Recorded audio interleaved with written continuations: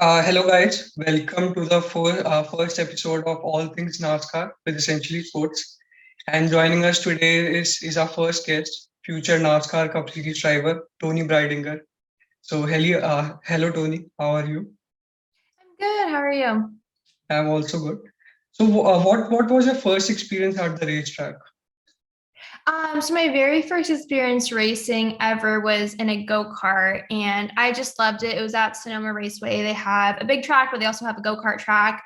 So I've actually never been on the big track. I've only ever been on the go-kart track. And me and my twin sister Annie used to just run a bunch of laps practicing, and then one day we're like ready to go racing. And I remember I had a lot of butterflies, but I just fell in love with it instantly. That's awesome. So like, who was your role model growing up? Definitely my mom was my biggest role model growing up. I feel like she's the one that instilled my work ethic in me, my ambition, and she's the type of woman that she's very stubborn and she doesn't give up on her beliefs and everything like that. So I feel like she's really the one that kind of instilled everything in me and made me who I am today. Oh, that's great. And what about the racing side of things? Like, was there any NASCAR hero of yours? I would say growing up, I definitely looked up to Danica Patrick just because she was the most known female in this sport. And I really do think she helped pave the way for us. But as I got older, I also looked up to Jimmy Johnson, and he's one of my favorite NASCAR drivers. Okay. So, like, are there any challenges to being a non-American female driver in racing? Yeah, I mean, I'm a double minority in the sport, and I think any minority can agree that sometimes it's hard for people to take you seriously and look past your gender, your descent. So I think the biggest thing is just earning that respect from people. And I always say, just show it to them on the track, like just get out there on the racetrack, show them what you got, and show them that you deserve that respect. Yeah, definitely.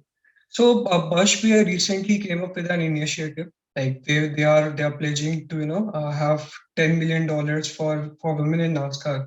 So, like, what are your thoughts on it? And like, has it started helping you yet? So I'm actually not part of the Bush Beer program anymore. So yeah, I'm not really involved with it anymore. Okay. Do you want to elaborate on that? Or No, I mean, I think some of the other girls are still a part of it. I can only speak for myself that I'm no longer with them. Yeah. okay. So like shifting back to the current season. So like what are your plans for this season? Yeah, so my plans for this season is to do a full season of ARCA racing with Venturini Motorsports. I have a race coming up this weekend or this Friday at Phoenix. We're gonna have Hair Club on the car. I'll be in the number 25 Toyota Camry. So I'm really excited for that. And it's a big field. I think we have 40 cars racing. So if we can get a top 10 in that race, that would be really exciting. But I think the biggest thing for the season is, it's my first full season to just learn and every single weekend improve and just build off of every race, just improve, learn, and just have that cycle going and hopefully, get those top 10s, top fives, and hopefully eventually win. Yep.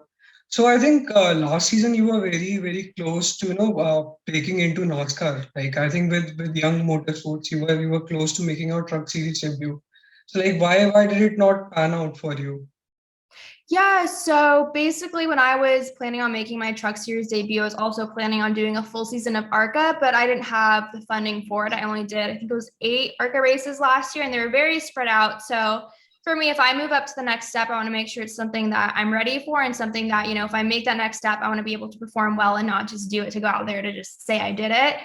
So for me, the biggest thing was just making sure I had enough experience, and I didn't feel like I got that with the amount of races I did to be able to move up. So hopefully this year, after making a full season, I can make that next step.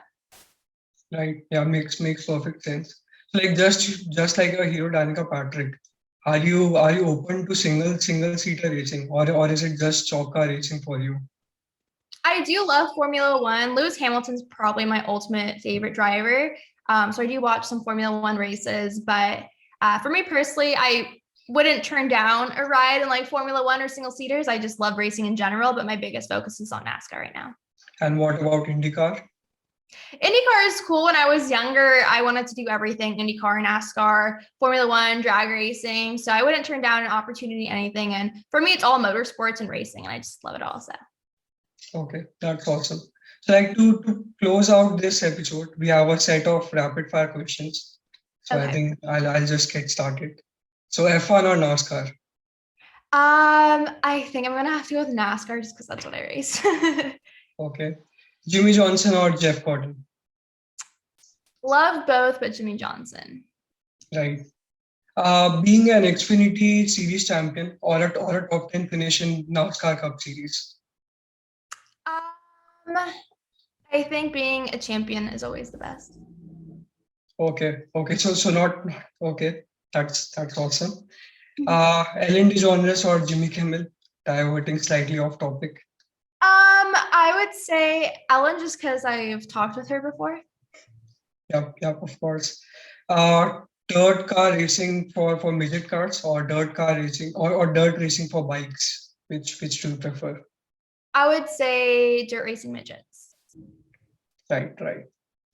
Yeah, so this is it. It's like that was it from me. Thanks for joining us, and Thank you. good luck to you for the season ahead and all of Thank your you. future endeavors. Awesome. Thank you for having me.